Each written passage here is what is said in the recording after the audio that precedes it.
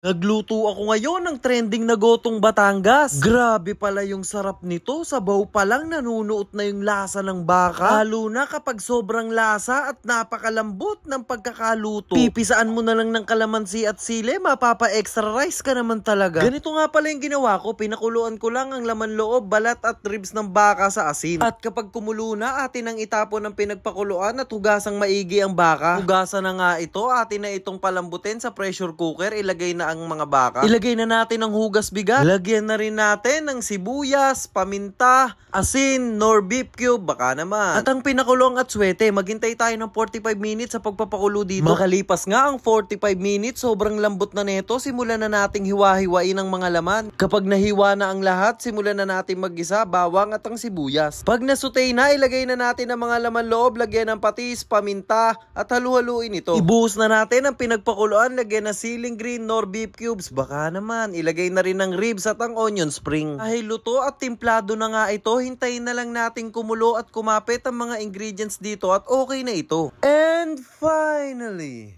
luto na ang ating gotong Batangas. Mukhang may itataob na naman na kaldero. Syempre masarap yan. I-follow mo na ako para maging updated ka sa mga bago ko pang videos na lulutuin.